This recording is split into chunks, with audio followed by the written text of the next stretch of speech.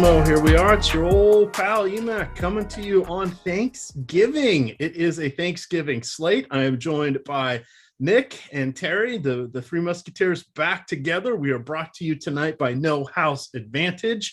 And we've had the ups and downs today. And I'm not talking about getting up from the table and sitting back down with a fresh plate. I'm talking NFL. Injuries abound. Nick, come on. Dad jokes. You love them. What do you got for us, Nick? We missed you last week, my friend. Hope all is well now.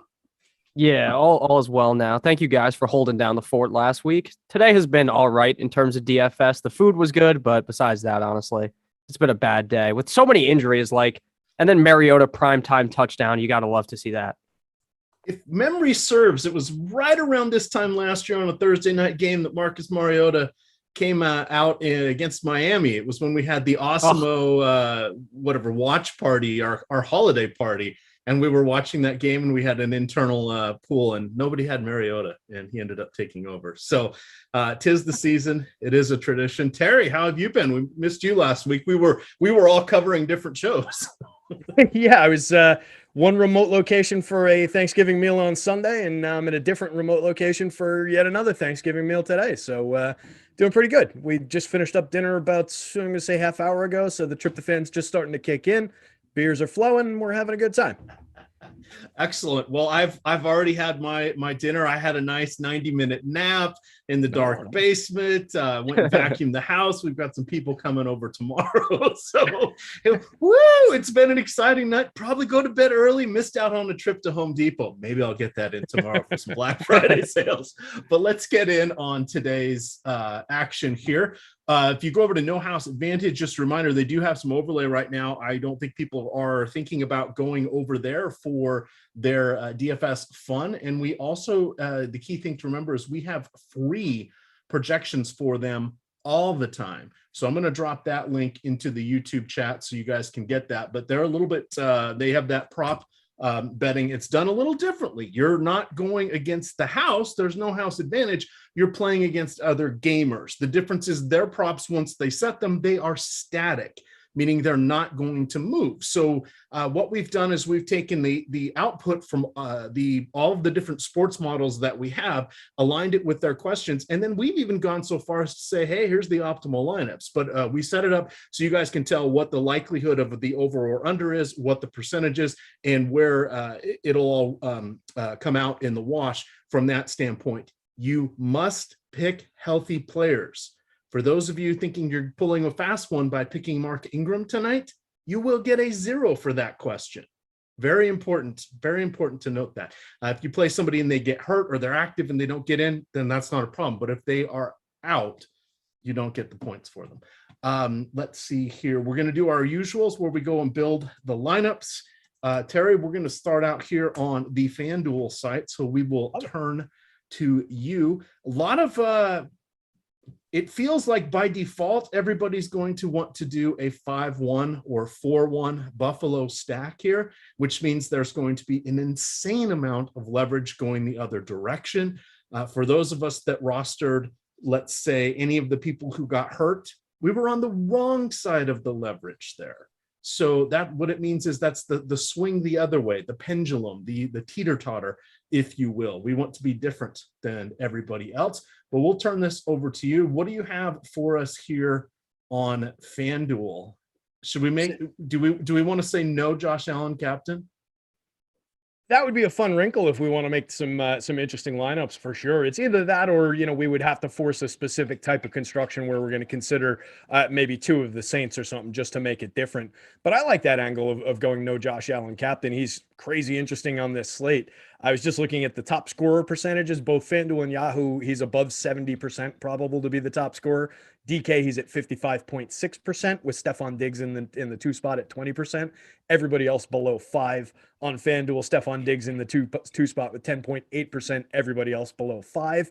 So it becomes a little bit of a, well, if we're not going Josh Allen in the captain spot, do we then just go with Stephon Diggs in that spot, which would then inevitably lead us to put Josh Allen in the flex role at some point. I think that's probably those are the 2 guys that are going to be your clear-cut go-to captains for most lineup builds. But if we want to get really contrarian about it, I don't really see an issue with putting Trevor Siemian in that spot and just taking a major bump in lack of ownership. We've got him with about 5% probability of being the top scorer, only owned by the field 7.9% in the captain role, 8.9% optimal. So you're getting a little bit of positive leverage there. You're also getting positive leverage on Diggs. But let's get wacky with this one, since this is a tournament build. I know we always say cash build in the run sheets, but then we always build tournament lineups. So I'm going to build a weird tournament lineup. I'm going to start us off with Trevor Siemian in the top spot. We'll go the opposite way with quarterback there. Yes. Now, if we did not say cash lineup and we just said tournament lineup, then people aren't excited about that. So we're sort of we're tricking, but not really, because what we're describing what we're attempting to do, and then you can put it in the appropriate size contest. There are times when we're picking, the quote cash game or a safer lineup, or one where we've said this is more like 100-man or a single entry. So this is a good one, but just to be different, because we can all close our eyes and make the exact lineup that everybody's going to have in cash tonight. No point in playing cash unless you're willing to get a little different from that one. So we're going to go with Siemian. The one thing I did want to point out is he has, now granted, last week three passing touchdowns and a rushing touchdown. That is the apex game, but he has had 26 FanDuel points, 19.9 and 15.9. It's not like he's getting zeros out there. We saw that the Buffalo defense, while they did pitch 2 shutouts in the first month of the season, got their ass kicked yesterday. We're going in with one of the best rushing, or Sunday, we're going in with one of the best rushing defenses, allowed 4 touchdowns to Jonathan Taylor, who got things started with the receiving touchdown. So of any given Sunday and all that, but I like this one. Nick, we're going to turn over to you for the next one. Don't feel like you have to go with any synergy on this play either, because that sort of becomes the question is, do we think there will be a touchdown? Who does it go to? Is it worthwhile taking maybe some bagel yardage to get said touchdown? Because we aren't projecting, I don't think we're projecting any Saints receiver for more than 50 yards. Yikes. Yeah. The one thing I noticed, their quarterback captain. Well, wait, maybe he runs one in, maybe short fields. He better run 2 or 3 in at that rate. You mean Taysom Hill? That's going to be the next wrinkles. We're going to include him on Yahoo. So no, we're going to put him in as our flex. So we're going to go Taysom Hill and Trevor Siemian this time. Now we're talking. The double quarterback matchup. Okay, so in reality, the one thing I wanted to discuss is I don't understand at all why Traquan Smith is $500 more than Callaway when they're basically a coin flip, in my opinion, between the two. But besides that, we're going with Tony Jones. That's the actual answer here. We're going with the Saints running back here, and we're going to hope that Trevor Siemian throws the ball to him a bunch of times. All right. Yeah, I like it. That works out for me. I think at this point, do I want to go with the Josh Allen? I'm going to go with Stephon Diggs here. We're going to hope we have a miraculous run. He has, I believe, what did he have? Like 2 touchdowns through the first 5 weeks. He's got 5 touchdowns through the last 5, including 2 in that loss to Indianapolis last week. While last year he led the league in targets, receptions, and receiving yards, he's not doing that this year, but he's still just inside the top 10 or just outside the top 10 in almost every major receiving category. So he's still up among the elite. He is just not having the apex career season that we saw last year, because we now have Emmanuel Sanders. You've got Cole Beasley is getting a fair amount of work. The touchdowns really haven't gone to Beasley this year. Hey, they've gone to Dawson Knox. That's Nick's play. He's going to work Dawson Knox in at some point here for us. But Knox, back from his hand surgery, he had a fractured hand, had surgery, missed a month and a half. He's been back for 2 games, is coming off 10 targets. And we've seen 3 different players lead the Bills in targets each of the last 3 weeks, with Diggs, Knox, and Beasley each having double-digit games. So Josh Allen not playing favorites right now, but let's roll with Stephon Diggs. That's going to give us 13.5 per player. If we want to, it's not an issue to go Josh Allen. We can go any other direction we would like. Nick, let's go back to you, because I want to see where we paint Terry into a corner here. Okay, so if we go with Josh Allen, then we'd only be left with 9,500, and then we're stuck with a guy like Marquez Callaway. So I think we're going to go a different way here, go a little bit spicy, and look elsewhere. And let's see here. I do really like, I would have loved to have Adam Troutman tonight, but obviously he ends up just tearing his MCL after I declare that everyone should trade for him on the fantasy channel. Of course, it might have been minutes after the live stream ends. The guy is out for 4 to 6 weeks. So you just love to see that. So we're going to go ahead and we're filling Mr. Dawson Knox into this lineup, and then Terry can do whatever he wants with it. I love Dawson Knox. The guy had 10 targets last week. He had over 80 yards. He didn't play too well in his first game back, but maybe the hand injury was still bothering him. It's clear that it doesn't bother him anymore, and I love this matchup up against the Saints for him. Dawson Knox is a focal point in the red zone offense for this Bills team, and I expect the Bills to be scoring a lot of points, so that's why I want to go ahead and go with Dawson Knox. All right, Terry, we got 19,500. We could go with Josh Allen, take the 2K discount. I don't know how many people are going to be doing that today. Of course, you can go down to one of the other receivers. You could get maybe a Matt Breida in there. At that point, we're playing for touchdowns. But as we've seen in the earlier games, any given Sunday, one game sample size, all the fun platitudes. On Thanksgiving, stuffing happens. But I just made that up on the fly. Very nice. Nothing like a nice little ad lib. That was pretty solid. Yeah, I mean, honestly, when Nick said he was going Josh Allen and misled us there, I was just thinking, all right, Josh Allen, Dawson Knox, done deal. That kind of works.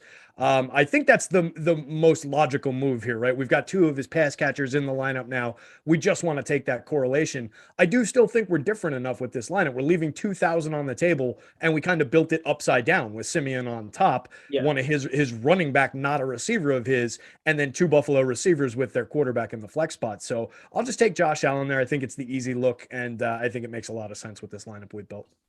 All right. And for those of you that think that's a bit much, then just flip Allen and Simeon. You don't have a salary constraint to worry about here. There's no multiplier on the salary, only on the points. Let's go to Yahoo here. So Yahoo is kind of interesting tonight. You have Josh Allen at 38.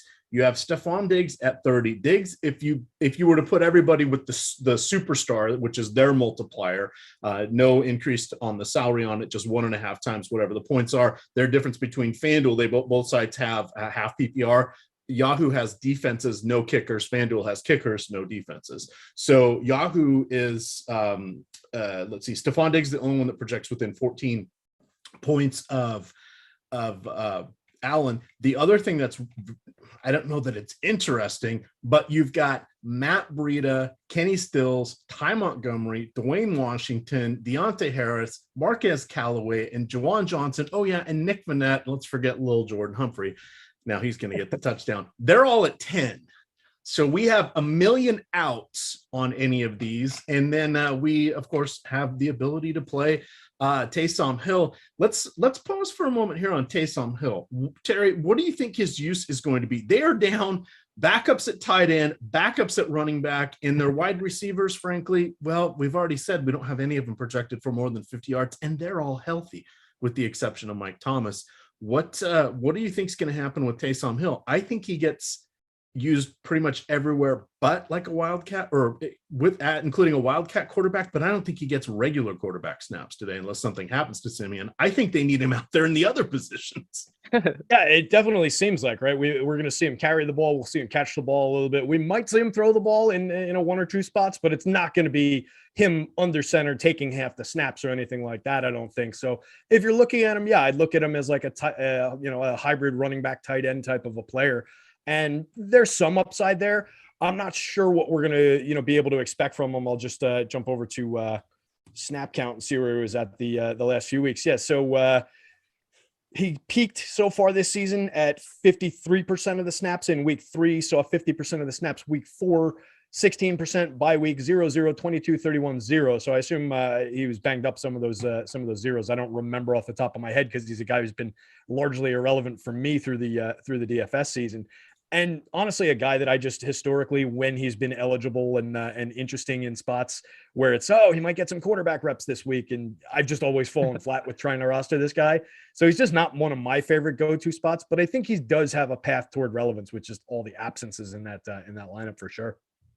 Nick, what are your thoughts on that? Because he's 6,000 on DraftKings. He's 20 on Yahoo. He's 7,000 on FanDuel. I think that 7,000 price is correct. We're not going to have to worry about position eligibility here. We're sort of playing for touchdowns.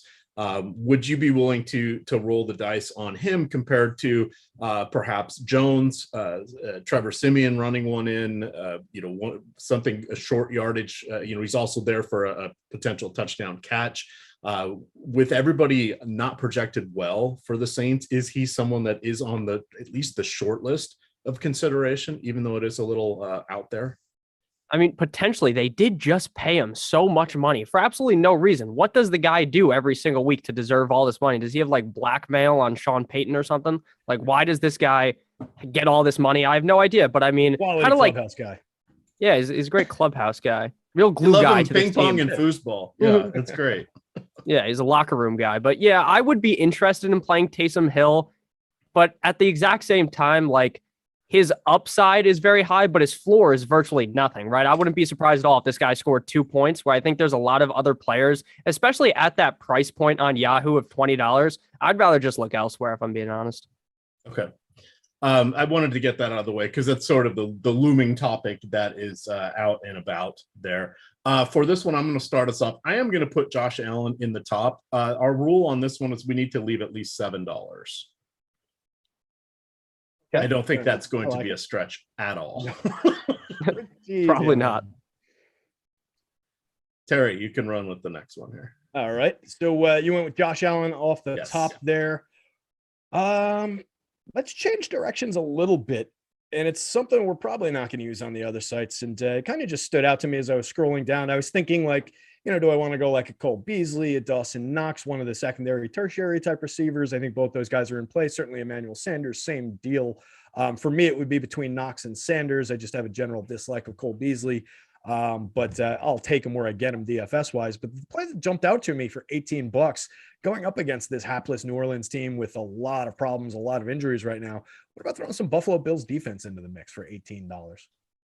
Okay, that is going to get us relatively different right on from the jump there. And I like it. So, Nick, we've got Josh Allen. We got Buffalo Bills defense. We can literally play anybody else that we want. It's not going to be a problem. You want to go with Stephon Diggs at 30, Simeon at 22, Mitch Trubisky, anyone? Just throwing that out there. I love Mitch Trubisky. All right. Mariota and Mitch Trubisky day. Oh my God. That would be and the Elmo chaos, the Elmo Yeah. fire picture is what that would be. All right, Nick, what do you got for your selection here? All right, we have to go back to Dawson Knox. These tight ends literally love primetime games. We've seen it all day long. I mean, didn't Jimmy Graham score earlier today? He did. Jimmy Graham got one. Somebody I've never heard of for Dallas got one. There was an offensive lineman who got into the mix on Monday Night Football. Yeah, all these tight ends, these random players, they score. Dawson Knox, not a random player, though, obviously. Dawson Knox is a very key player in this offense. Like I said earlier, I kind of explained away why I like Dawson Knox so much, but I do believe that this game is going to be very high scoring for the Buffalo Bills, and maybe Dawson Knox finds the end zone twice in this game. So I'm going to definitely smash the flex button on Dawson Knox.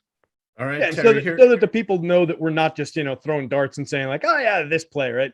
I'm looking at our Yahoo board that we've got up the top stacks for the single game slates. Dawson Knox, 20.6% probability of being a 2 to 5 score. The Bills defense, 12.9%. Looking up the board above them, you get guys like Marquez Callaway comes in below those marks. The Saints D comes in well below those marks, obviously. Ty Montgomery right around that level. Traquan Smith right around there. You get some of the quarterbacks. Josh Allen obviously is well up the board. All his receivers, but they're reasonable plays, and there's some of the lower owned, potentially lower owned plays on this board, and they come in at that mid range cost that allows us the flexibility. Not that we need it with these $10 guys, but they're viable plays. We're not just throwing darts at and saying like, the Saints suck, the Bills D might be good, which is I think exactly what I said, but it's not what I meant. Yeah, those are good points, and I'm playing these lineups, so we've had nice success with these in the past. We're not just going completely wacky here.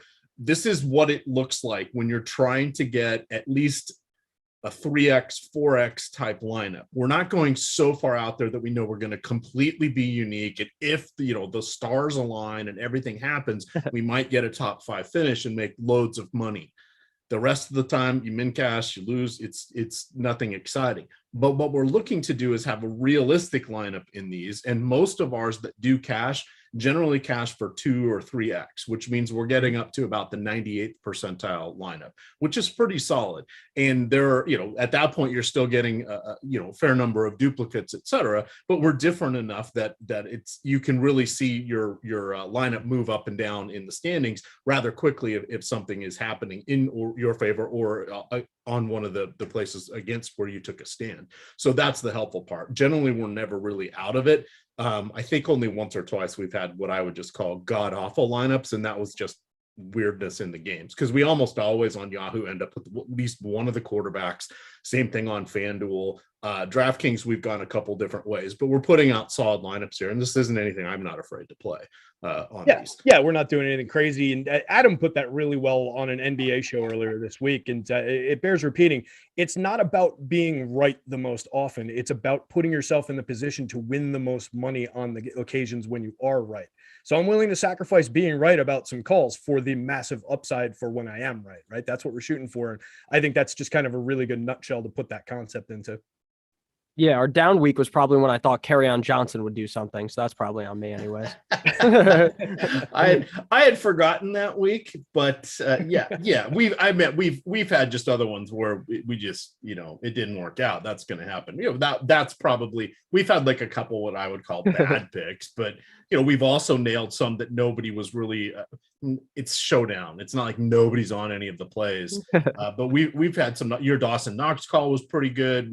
We've picked secondary running backs, tertiary receivers that have come through for us. We've gone no quarterback. We've done a variety of things that have worked out. We like to exercise the thought process here, because when you look on these sites, there's like 3 obvious lineups that those are what most people are going to play. There's no point in putting those in tournaments, because even if you cash 20-30% of the field is going to have some iteration of that. You're looking at a minimum cash. Those are perfectly fine in 3-mans, in 10-mans, in 20-mans, in double ups, etc. Those are absolutely fine in those formats. But in the large, the $1 5,000 entry tournament, the $10 $100,000 prize pool, those lineups aren't going to do much in there. You're going to min cash at best. Or if you have the perfect lineup, you're going to share it with a gazillion other people. And it's kind of silly. All right, we've hit that one home enough. Terry, we want to do a little negotiation here for our last spot. For those that have fallen asleep, we've got Josh Allen, Buffalo Bills, Dawson Knox. We could go Steph Diggs, and then we have $17 left. We have to pick somebody from the Saints. So by default, we will be leaving money on the table. Or we could go with Trevor Siemian, and then we have anybody who's below him on the pricing sheet. I'm going to let you make the second pick, but that's your first choice is do we go Siemian or do we go Diggs? And then you can round out whomever is the last play. It's more interesting if we go with Diggs, because that forces us, if we're sticking by your $7 rule, we have to roster a $10 player now. So I'm going to take Diggs. And now we got a Buffalo wipeout going. I may have thought about that before I put the rule in place, but you could see that it kind of makes sense, because other people that want to use everything, I'm going to go with the Saints defense or something, or they'll start to maneuver around, Traquan Smith, et cetera. But now we got to go for one of the cheapies. Obviously, what the kid Jones is down there. He's probably the better play. He's live for, literally everybody is live for a red zone target. There will probably be 5, and Taysom Hill will be on one end of all 5 of them. Who do you like down there amongst our literally everybody else on the Saints? Who are you throwing that to? Oh, Terry, you get to close this one out. Oh, I get to close it out too? Because Nick's going to pick first on the next one. All right. Fair. So, yeah, I think that it's probably going to be Tony Jones on that. It probably makes sense to take him as the nominal lead back tonight. But I kind of am leaning maybe we get a little bit different than I think that's where everybody would go with it. So but maybe remember, we have the guy, Buffalo defense, which is already going to make us pretty different. True. Yeah. But do I necessarily want the guy who's going to maybe have the opportunity to do the best against that defense? Or do I maybe want to pick off a guy who could just bust out one touchdown and not have that much other scoring and just be the only relevant guy from the Saints? And maybe he does it through the air. Maybe he does it on the ground because he's a dynamic kind of guy. His name's Ty Montgomery, and he only costs $10 too. What do you think about him? So my only thing against Montgomery is he really doesn't carry the ball. He has just 4 carries on the whole season. And he's got games where he's had this role or this potential, and he hasn't gotten carries. That's my only concern. Fair.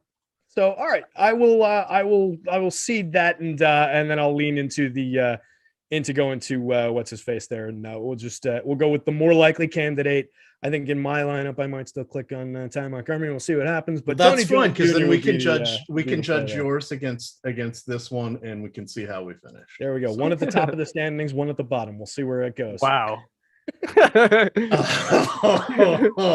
Terry. All right. We're moving on to DraftKings, so please do hit that like button. We got the faithful 400 or so watching. We appreciate everybody here. I'm going to drop in Thanksgiving. That's pretty awesome. Thanks, guys. Thank you all for abandoning your families to hang out with us. I know everybody's coming from different time zones, so some people it's probably only like 4:30, 5 o'clock, right around dinner time, but they're here hanging with us. It's pretty awesome. Yeah, and for those of you on the crapper right now, don't forget to light a match before you leave. There's guests in the house. Come on. All right. You guys have all been there when your uncle's done that. So just everybody watching knows exactly. Oh, yeah. Oh, boy. All right. So I'm going to drop $1 head-to-heads in the Yahoo, or probably in the DraftKings lobby here. Nick, you lead us off with what you're doing. This is not building my cash game lineup. This is building our tournament lineup, but I'll be playing my head-to-heads here for anybody who wants to grab those. Username EMAC. Okay. So I got the captain here. It's between, for me, Stephon Diggs or Josh Allen. I do want to do Dawson Knox again, but I've literally picked him in every single one. So I'm tired. I bet you guys are tired of hearing me talk about him. So we're going to go ahead and do Stephon Diggs this time. Stephon Diggs started off the season so slow, which was very shocking to me. But as of recently, he's really picked it up. And he's obviously the clear number 1 wide receiver on the team. So we're going with Stephon Diggs. All right, Terry, you can take the next one here. I'm just calling up a contest to put this in. My head-to-heads are now in the lobby. So all right. So while you mentioned Diggs earlier, EMAC, you mentioned he's top 10 in a lot of the different categories. I don't remember what I had it sorted by, but he was in the top 10, and it was all prime time receivers that were around him. And what I found interesting, he was the number 2 guy by ADOT in that group at 11.6 average depth of target, 6 touchdowns on the season. So a nice year. Yeah, like you said, not that standout career-making, career-changing kind of a year, but still a very nice year. 773 yards, 6 TDs overall, 8.4 yards per target. So definitely love getting to some Stephon Diggs where I can. I think it makes sense here in the captain spot. We've talked about it a lot through the season. Those pass catchers in the captain spot on DraftKings are pretty key to success. They're the most frequent winners. And with a point spread like tonight, they come up pretty frequently optimal in the captain spot. Looking at the board, we always want to work in a DraftKings quarterback here. I think it makes sense to just take the correlation play and go with Josh Allen. And this time around, I am going to be just kind of boring and do that. So we'll start us off a little expensive. That leaves us with only a $5,025 average the rest of the way across these next few spots. So that's another reason I wanted to do it. Just makes lineup building kind of interesting from here. Well, we're going to go with Matt Breida here. So we know that Zach Moss is not active, which is going to leave Devin Singletary and Matt Breida plus whatever creative player is lurking somewhere on their roster to troll us. But I'm going to go with Matt Breida here. I think what we've seen, and if you go look at the snap counts, this is still a timeshare. No matter how you slice it, this is a timeshare. And the workload has been about the same.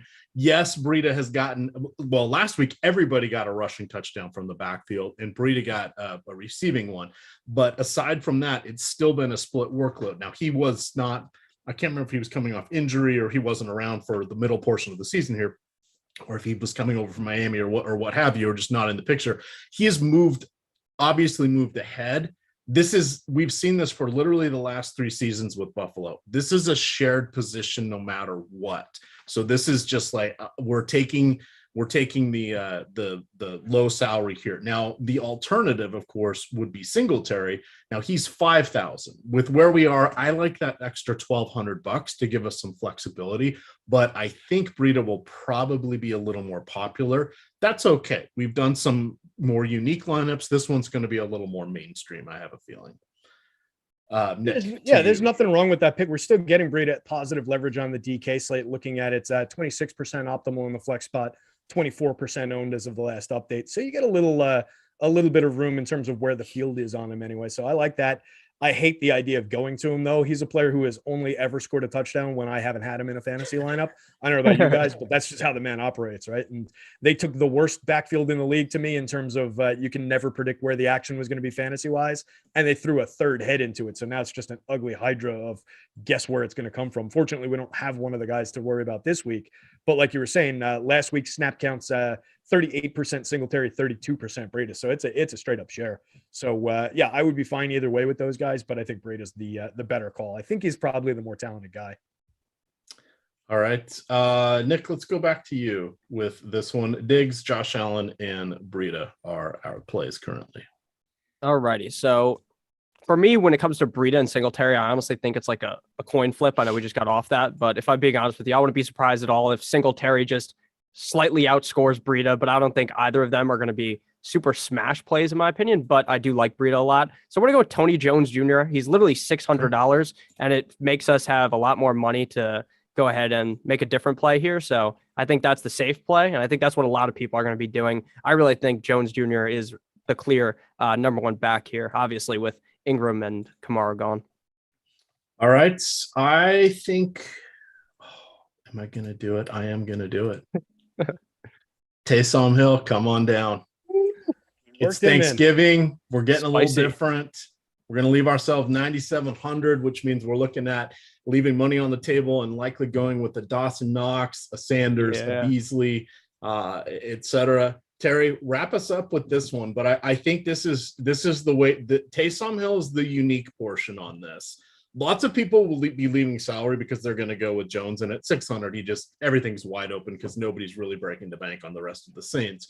But to go with Hill, that's our differentiation piece. I think we were projecting him for somewhere between 7 and 10% in the utility slot. I believe last I looked on DK hours ago for Hill. For Hill. So it's not we're not inventing this one. We're not blazing the pathway for this one, but not everybody's going to land on this because they're going to be like, oh, I'm playing Jones. I have all this money. I can get all the good skill position players, of which Taysom Hill is not, even though he's paid like one. Final spot, and when we Terry. think in terms of where this, where the scoring potential could go in this game, we talked about it. He could easily come down with a TD here. He could conceivably come down with 2. Like we could see him put up a 6 yards and 2 touchdowns kind of a game, right? So it's just a matter of doing that. I don't love him, and I talked about it before. Just in terms of if we look 7.8% ownership projection, 0.7% optimal in the flex spot. So we're talking about a bit of a risk with that pick, but I do like it. I do like it for differentiation and for tournament play. Absolutely. Probably not somebody, despite the price, that I'd be looking to get to in any kind of cash format. No. And I'd probably be looking, if I'm going over the field, I'm probably only like doubling the field, if that. Like if I'm 15% Taysom Hill across 150 tournament lineups, that's probably pretty aggressive for a guy who's that minimally optimal. But I do think he warrants at least consideration there. So let's see, with 9,700 left, we could do the wacky thing and just like look at the Bills D again, look at the kicker from the Bills on this spot here. I think the most logical thing would be to put Dawson Knox in this spot. We mentioned him. We can also go Manny Sanders here. We went Diggs in the captain.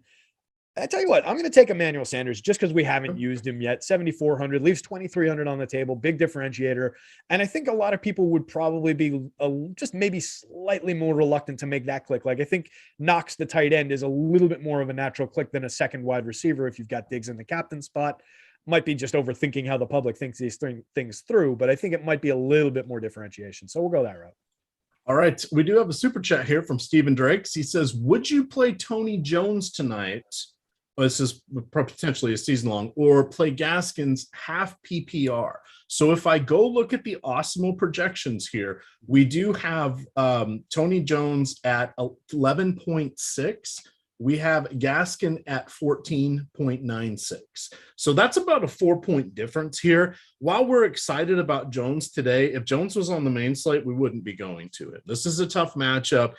This is going against a very good defense, and he's third string for a reason, and he's now surrounded by third string players at this point. So yes, he did beat out Latavius Murray, but he's also an undrafted free agent. I think he's 24 or 25 years old. So this is probably, we're witnessing his apex moments before he may stick around as a special teamer in years 2 and 3. So now to clarify though, if he was on the main slate at 600, at 600, well, that's we're going to that, right? So I mean, yes. It depends on where that price would be on that main slate if we're talking main slates and doing that. But yeah, I think for season long, that's kind of a no-brainer based on where we've got them projected in a half PPR. Yeah, or if they're relatively close, or if you're just like, oh, do I miss out on somebody from this game? I had that same conversation myself with my DK lineups that I'm playing tonight for the Thursday through Monday contest. I decided not to take anybody from this game. I'll just figure it out for the next one from there. All right, so I'm going to save this one. Diggs, Allen, Breida, Tony Jones Jr., Taysom Hill, and Emmanuel Sanders.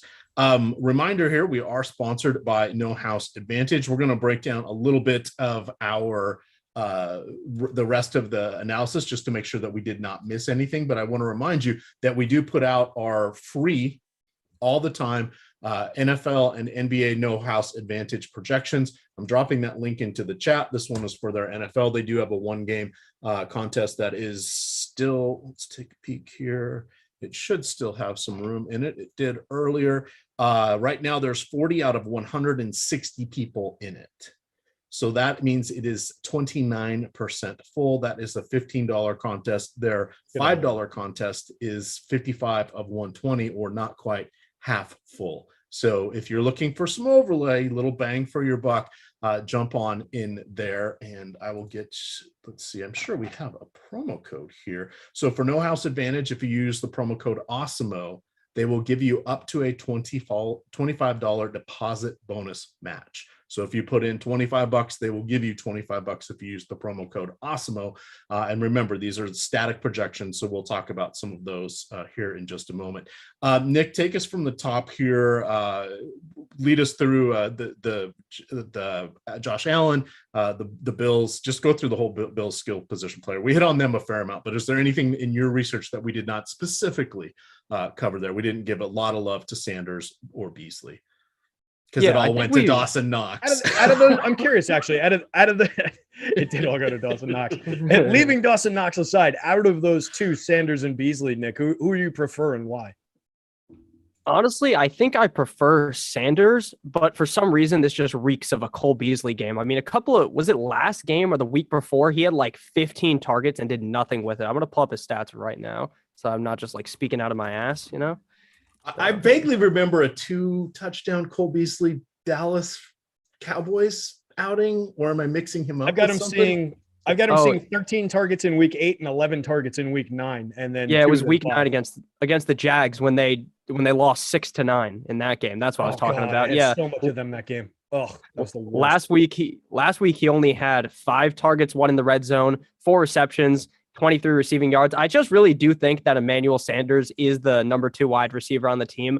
Last year, it was the Stephon Diggs and Cole Beasley show. This year, obviously, Dawson Knox is breaking out, having a great season. And Emmanuel Sanders seems to be the number 2 guy. Last week against Xavier Rhodes, which is a solid corner to go up against. 5 targets, 3 receptions, 26 yards, no touchdown, though. He has not scored a touchdown in the last couple of weeks, but I do think that Emmanuel Sanders is where I would lean. It just seems like he's the guy there, not Cole Beasley, because when Beasley's been given the opportunity, he really hasn't played all that well, besides that one game, of course, dating all the way back to week 6 up against the Titans. So where would you lean on that, Terry? Are you with me on Sanders, or are you more on Beasley? Yeah, I've been leaning into Emmanuel Sanders more throughout the season. I have my own objections to Cole Beasley personally, but I think he's, a reasonably solid football player for who he is, that over the middle guy, that, that short safety valve type guy. I just think there's more talent in Emmanuel Sanders. So I do prefer going to him. I do think he's the guy that they at least would like to be the number 2, right? Whether or not he seizes the role, maybe remains to be seen a little bit, but I do tend to prefer Emmanuel Sanders. So that's the route I would go. I'm just looking at our player props tool and, looking for some of the receptions, and the prop line on the receptions for Emmanuel Sanders, 3.5. What do you think of that, Nick? Do you think over 3.5 or under 3.5 receptions for Emmanuel Sanders tonight? I mean, 3.5 seems quite low, considering you could easily see him see 6 or 7 in this game up against the Saints defense. So I would definitely I'd hammer the over, honestly, on 3.5. That seems a little bit low to me. You think that seems low? Yeah, I do. That one stood out to me as being potentially low. I'm a little surprised looking at Alex's projections. It looks like we've got him projected at 392. So we've got him projected going over in our median projection, but it's not as meaty as I thought it might be. Only a 54% expected win rate. So it comes in a little bit more like a coin flip. Your guy Dawson Knox coming in on the under, coming in on the under 3.5. Alex has him for 3.27, coming in at 62% probable to hit that in our simulations. So Alex may be liking to take a little bit off the top of the Buffalo passing game here in interesting ways in terms of their receptions. Yeah, definitely. I mean, I really do think there's going to be a lot of Dawson Knox in this game, but I guess Alex thinks the opposite way. Well, Alex thinks it, or the model in the simulation is leading us that way. One way or the other. But that's where it's coming out in the wash, it looks like. I'm curious about that. I'm not sure exactly what might be leading that. Maybe it's the game total, the point spread, but I'm curious what would make that happen in Alex's algorithm to maybe knock them down a little bit. Yeah, Knox had a 98% snap share last week. Sorry for talking over you. I just was going to throw a question for Terry that he can get to after this. Can you talk a little bit about how our simulations work and how that works with the boom bust? I don't think a lot of people understand that we actually simulate the probabilities and it's not completely a math exercise. Nick, finish your thought. Sorry. But you interrupted me twice, so I had to get one in there too. Yeah, no, it's okay. I'll stomp all over you. You can do the same thing. It's all good here. But yeah, what I was just saying was he had a 98.1% snap share last week. The week prior, 84.2. So he's just a guy that's always on the field. So I always want to bet on a guy who's going to be on the field to get the ball a lot. I mean, 10 targets last week, 2 red zone targets. It just makes so much sense that he could have a huge game here. Yeah, totally with you on that. To answer your question, the simulations, we run every day for the boom bust tools for NBA, every week for NFL. The guys run simulations and they run them every single time that we update projections, update ownership, and all of that goes in. And that's where these totals come from. So that's where our expected win percentages on these prop bets come from. That's where our expected, our boom score probabilities, our optimal lineup rates on all these different tools come from, is running like 10,000 simulations of the slate. I'm not sure exactly the nature of what the simulation that the guys run, if it's a Monte Carlo or exactly how it's set up, but they are running 10,000 simulated slates every time these tools are updated. So you're getting this run over and over and over again to examine these probabilities. And, it's not that we're out here pounding our chests saying, hey, we've beaten Vegas. We've got this thing broken. We've got this thing licked. But these are pretty darn good tools and they're pretty accurate. And you can see Alex, you can see the team, you can see all the members week after week just printing money using these tools. So there's something to be said for actually simulating these things out and providing these results in that format. So I can't give much more depth on that. The way that I do it personally is I have in Excel, I run a formula with Solver to get a target score. This is talking NBA for a minute, to get a target score. And then I just have a simulation that runs it against that to show me the probability of a guy based on his projection, based on his ownership, hitting a score that I would need him to. It calculates what my, I don't want to just go 5X every day. I don't want to just go 5X plus 10. I want that to be variable. So like the other day, it was 5.11X plus 17.5 or something like that. It's just all a calculation and it's variable. And what that does is, again, this is going to basketball and is a little off the beaten path. What that does is it helps elevate some of those guys and it just properly proportions guys to where they should be in terms of the percentage probability of hitting the target score based on their salary, so that you're not only getting to the highly projected high cost guys, if that makes sense. So a little bit into the weeds there with simulating for basketball here, but suffice to say, we're simulating these things 10,000 times every time we update them, and we're getting these numbers zeroed in as much as possible. All right, Nick, anything else that you want to cover here on the Bills side of things? Yeah, I just want to make note of the fact that you guys need to make sure that you're playing the right T. Jones tonight, because there's also a Taiwan Jones playing tonight, and you don't want to click the wrong button. That is something that I did earlier and realized and fixed. Don't mess that up, because that happens so often in fantasy. There's like 5,000 guys named D. Johnson. Don't want to play the wrong guy. Don't want to play the wrong T. Jones. So make sure you notice that. And then something I also want to talk about was Breida versus Devin Singletary. Again, I really do believe this is a true coin flip. Breida has looked good as of recently. Singletary has been a huge disappointment, frankly, since his first year in the NFL. He was really good. And then after that, it was kind of been a real 50-50 split between him and Moss. So I would kind of pivot towards Breida, but it is very close on that. And then do you have anything to add on this, Terry? Or I think we got on the Yeah, Bills. I'm leaning Breida, and yeah, I kind of have given up on Singletary at this point. I was, I was expecting him to beat out Moss and kind of seize that job all this time, and it just hadn't happened. And now that there's the third man in, who I think just with his speed, with his burst ability and everything, is just kind of a more interesting player, particularly when we're getting him 3,800 compared to 5,000 on the DK slate. Just kind of makes it more interesting. 6,500 versus 9,000 on the FanDuel slate. These are very, very big price differentials. Just to round it off for our pals over at Yahoo, looks like Breida $10 on Yahoo. Just not really $12 for Singletary. That's the closest spot. But yeah, I would lean Breida. I would have shares of both of them though. If I'm building 150 lineups, I think they're both almost as equally likely to get there. If we're looking at the top 2 to 6, to take DK as the example, 32.7% probability for Breida to get top 2 to 6, Singletary 22.3. So close enough, good enough for government work to say that they're roughly equivalent, and you're saving money on Breida. So it makes sense to go that route for me. All right, Terry, you want to take us through anything you got on the Saints? I'm going to upload my lineups here, and then we've got 17 minutes until lock. We will talk No House Advantage for those last 15 minutes or so. No House Advantage, still heavy overlay on their contest. Use the promo code Awesemo when you sign up. They'll match you up to $25. Again, it is player props. You pick 7 questions. You rank them with confidence points tonight, 7 through 1, 7 being the highest. You pick among the questions you have, and then your score on getting those questions right goes against all of the other gamers in the contest score, and that is how you win or lose.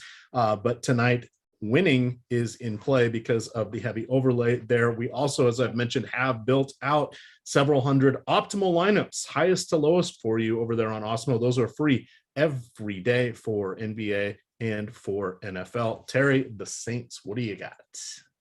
Saints. Well, I think based on everything that we've talked about throughout the course of the show, we can all pretty much say it's a lock that one of these Saints is just going to go off. One of these Saints receivers is going to go off and be the optimal captain in the optimal MVP play on every site. So you're talking like Marquez Callaway, you're talking like Traquan Smith, maybe. These guys aren't rating out great for us. They're coming up in, the 19.4% probability of being a top 2 to 6 for Traquan Smith. Callaway 17%. There's nothing wrong with those plays. They're fine to mix into the flex spots. They're all coming in 1% or less in terms of being a top captain spot. It's just difficult to ask them to really come through. You mentioned less than 50 yards projected for everybody for the game. It's just difficult with those kind of numbers to ask them to really come through or shine through in the projections. You're just kind of throwing darts. And I would mix in some darts. Like, it's very, very easy to get above the 3.5% captain ownership that we've got Traquan projected for, the 2.5% that we've got Callaway at, 1.5 for $200 for Ty Montgomery, for $350, I guess, for Ty Montgomery. It's very, very easy to get these prices, these players in. It's just a matter of how much you do it across how many lineups and how much you're doing it where you're weaving them into the same lineups, because they're so low probability of coming through. It's every time you put 2 of them into your lineup, you're just decreasing the probability of that lineup doing anything.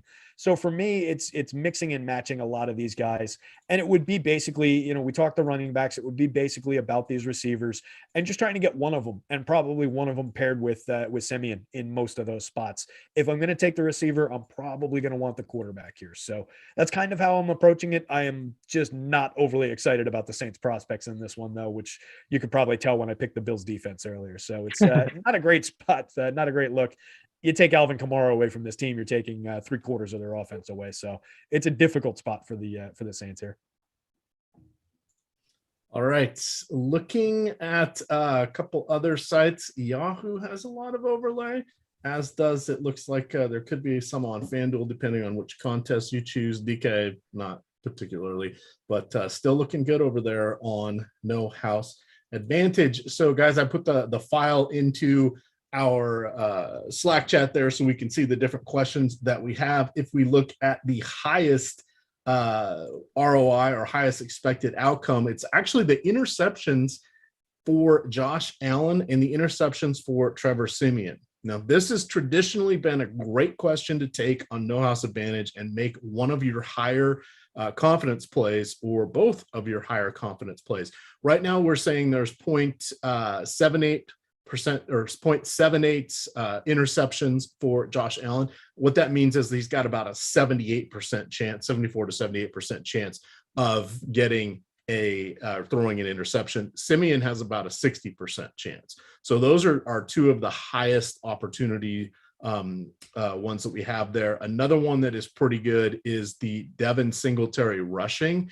He is at 30.5 yards. No House Advantage, or for No House Advantage, Awesemo has him at 37. I wanted to see where they don't have Breida as one of the questions.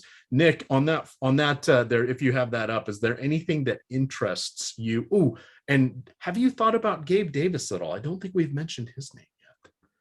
No, we Would haven't Gabe talked Davis at all be a about Gabe. starting receiver on the Saints with this current crew? Yeah, I think you could go out there and be a starting receiver on the Saints. Well, I'm a little slow. I'm a little old. I'm not very tough. They'd be laughing. The cornerback would fall down laughing. I might be uncovered, and then the ball would go off my hands, and it'd be there. You get him. At least you got the ball, though. Yeah, I think Gabe Davis probably would be a starter on the Saints, if I'm being honest. But he just is one of those guys where you're really hoping that magically this is his game, not Emmanuel Sanders, not Cole Beasley. He's like the fourth, fifth guy out there in terms of value for the receiving core there. So he's not a guy that I'm looking at. Again, the Dawson Knox projections are not looking my way, but I still do love the Dawson Knox receptions, 3.5. I love that. I love the over on that one. Real quick here, we got Twisted Reality Gaming with the super chat. It says, with Moss being a scratch, is Breida worth flexing in one lineup? And would you MVP Josh Allen or Diggs in this contest? Would you also flex Simi? Who the hell is Simeon? Thank you. I read it at Sammy the first time. I'm like, I was going Sammy, but of course, you know, when you got an IE and then an IA or an A. Yeah, Simi. Let's go with Simi. I agree. From here forth, it's going to be Simi. I am making Breida a reasonable part of my lineup. I think he's ending up in my cash lineup right now. So I feel relatively strongly for him. I also like Jones. Josh Allen, I think, should be your MVP, but of the two people you're looking at, it is Allen or Diggs. But I would say Allen, Diggs, Breida, Jones, and then put in two other players. By the way, you can probably fit in Simi in there and go cheaper, and you might get my cash lineup. For anybody still looking to pick some up, there's two left in there. And if the meaning of that question was would you use Breida, throw him into one lineup out of 150 or out of 20, because I'm not entirely sure the way it was phrased. Yes, you want to use Breida, and I would use him in more than one lineup in that scenario. So just in case that's what that question meant, I think you translated properly, but I want to cover that ground as well, just in case. I have him in 38% of my lineups. Right there you go. That's he's in a lot of mine as well. So and something to note. And it is also with the notion, we talked it through, and we've been more inclined to say, yeah, we'll get a little bit of both. But it is, maybe worth the consideration of, if I'm picking one of these running backs from Buffalo, maybe I make a stand and just go way over on one of them rather than going halfway on both. I think there is some value to at least considering that. And we talked about it earlier. I think for me, that would be Breida if I was making that decision. I think based on the way that they're priced and everything, I would probably ride with both. But it might be the case where I push the shares a little bit more and make it more like, instead of like, 50-50, more like 70-30, something like that in Breida's favor. Yeah, I did not make a rule to keep them apart, but I did say if I have one of the running backs as captain, negative 20% on the other's projection. So there's a chance they could come in together. I'm not stopping it, but if I have one who's the captain, I want them to take control of everything. Yeah, makes sense. That makes sense. Yeah, I was just going to ask, if this game goes to overtime, does the Bills Saints game get delayed, or does it just start at 8:15, 8:20? It just starts? Okay. Good question. Yes. Well, considering we have I don't know, NFL players with these national TV games, they do tend to wait a lot of the time. Yeah.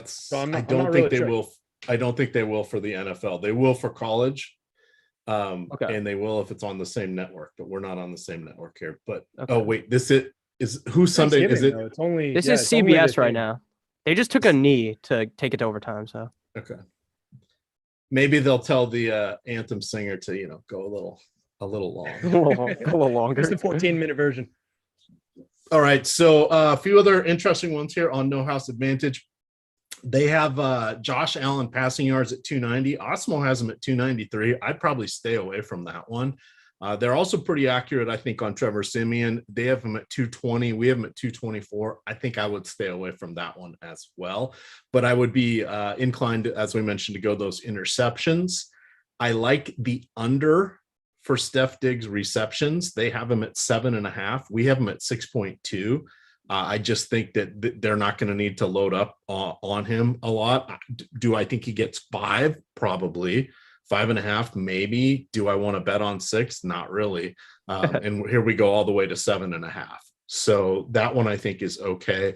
And then Deontay Harris, amongst the Saints wide receivers that we've besmirched in 17 different ways, how would you rank them? I would rank them Deontay Harris 1, Callaway 2, and then Traquan Smith 3, I think. And I'm factoring in who is most likely to catch mid to short range passes from Trevor Siemian in this matchup.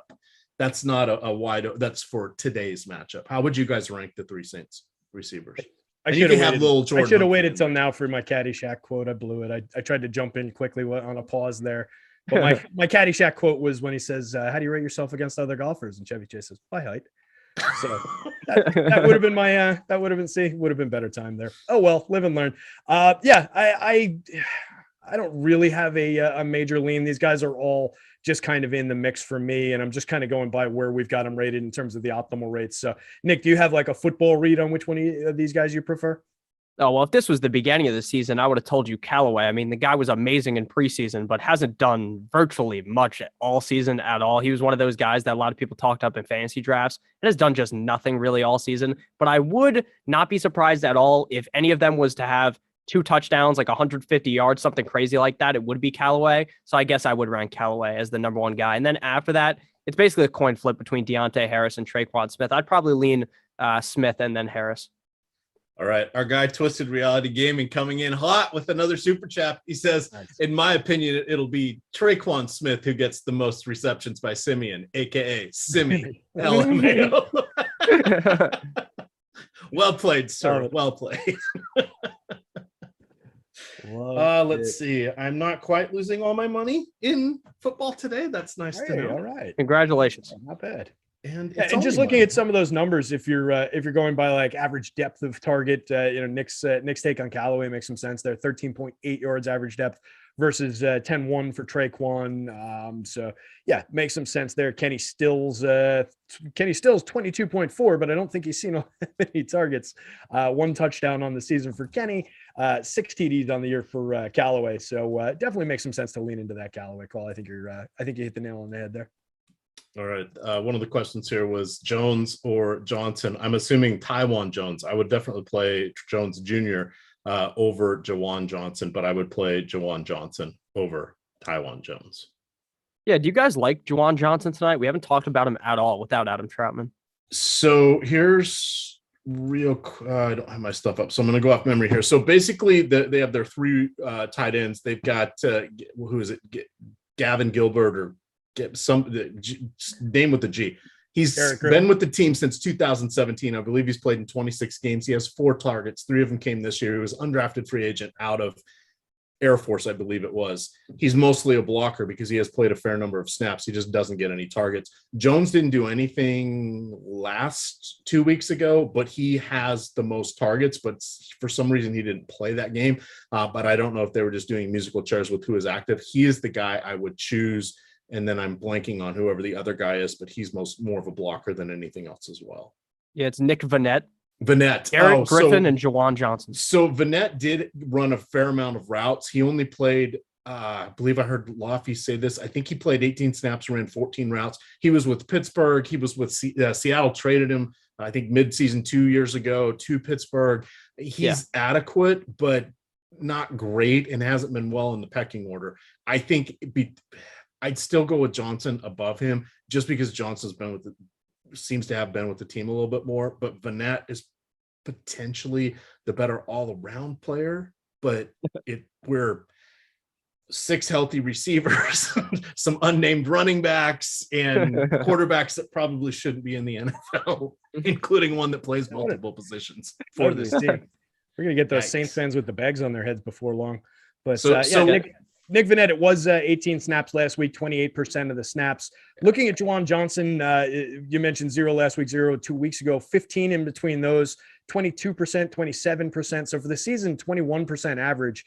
It's only 1 week of Nick Vannett, but it was a 28%er. So maybe he sees the field a little bit more. And I really think we're talking about which one of these guys happens to catch the touchdown pass. I think there will be some targets going around. Troutman over the last 4 weeks, 8 targets, 6, 7, and 6. So he's definitely been seeing some of the volume there. So I think they're going to throw to the position. It's just a matter of which one of these guys is it going to go to, or is it going to Taysom Hill as a hybrid tight end? I think that's definitely in play, and we talked about that already. So just kind of a total dart throw. And I never like guessing at stuff like this in terms of my lineup builds. All right. I think we need to 3 minutes to go. Everybody make sure your lineups are in. There still is room on Yahoo. There's a lot of room on No House Advantage. Promo code Awesemo gets you $25 deposit match. Go ahead, Nick. Yeah, I was going to say, I think we need to stop being so mean to the Saints because Sean Payton might put a hit out on us and we're going to get our legs taken out during the next live stream. Very nice. Nicely done. How many trips into the red zone for the Saints tonight? I'm going to set the over-under at 3.5.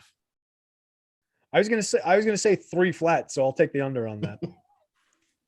I'll take the over because Taysom Hill will magically get them in there a couple of times.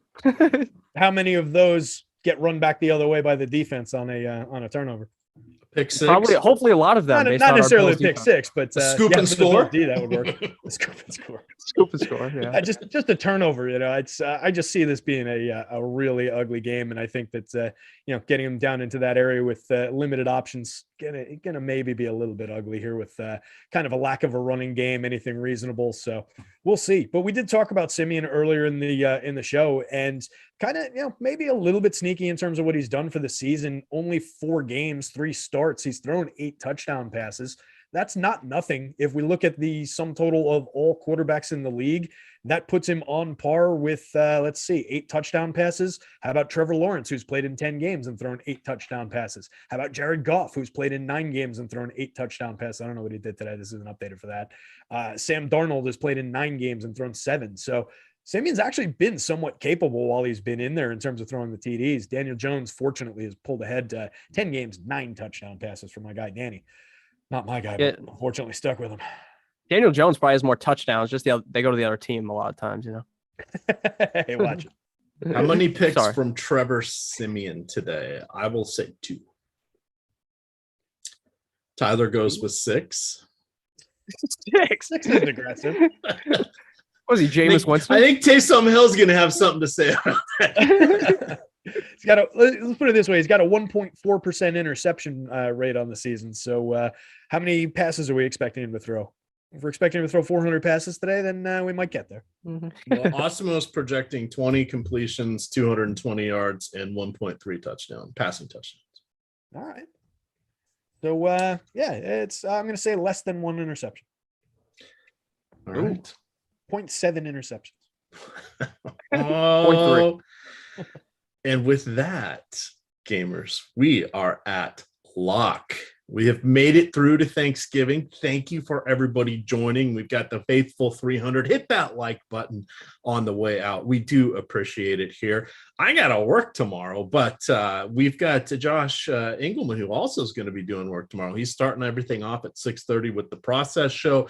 We are loaded with NBA content. There's another massive NBA slate with no games today. There's also heavy hockey action throughout the weekend, making up for their day off today. And then rivalry week starts tomorrow for the college football. So there are quite a few nice college football tournaments, as well as leading into Saturday. And then next week, we've got another heavy college slate as well. So we've got lots of good stuff out there. You can still get in on and through tomorrow for the Awesemo NFL Express package. Normally it's $3.95, just $1. Use the promo code stuffing. That gets you access to all of our Showdown content. You would still get the Sunday, Monday, and next Thursday's content. That is player projections as well as ownership, plus all DK tiers information, and then you get rankings for the full slate for ownership as well as player projection. So it's just putting everybody in tiers. If you're only making a handful of lineups, that's perfect. That's all you really need to know. You can easily build a cash game lineup out of it, or you can divine who is going to be some of the more popular plays and or popular stacks if you want to go that route, and then differentiate with a few of your plays. You also do get the express lineup builder for that as well. Any final thoughts before we get on out of here, Nick? I'm going to go up and eat some dessert, maybe drink a cup of coffee, and enjoy the rest of my Thanksgiving. I hope you guys do the same thing. Happy Thanksgiving, everybody out there. We appreciate you joining us. Thank you, Nick. Nick, what do you think?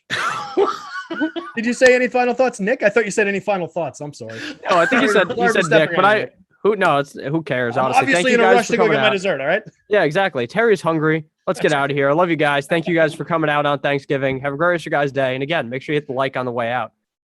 It's free, got to do it. Thank you, producer Tyler. Good luck, gamers. Love you guys.